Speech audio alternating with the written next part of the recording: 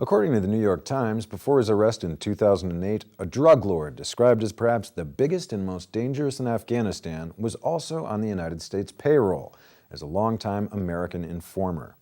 CIA officers and Drug Enforcement Administration agents relied on him as a valued source for years, even as he was building one of Afghanistan's biggest drug operations after the United States-led invasion of the country.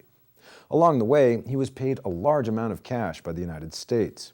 At the height of his power, Haji Juma Khan was secretly flown to Washington for a series of clandestine meetings with CIA and DEA officials in 2006.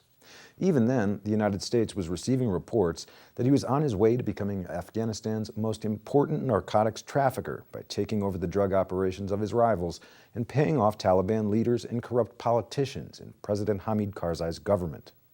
In a series of videotaped meetings in Washington hotels, Mr. Juma Khan offered tantalizing leads to the CIA and DEA in return for what he had hoped would be protected status as an American asset, according to American officials.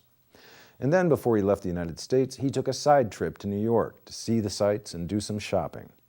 The relationship between the United States government and Juma Khan is another illustration of how the war on drugs and the war on terrorism have sometimes collided, particularly in Afghanistan, where drug dealing, the insurgency, and the government often overlap.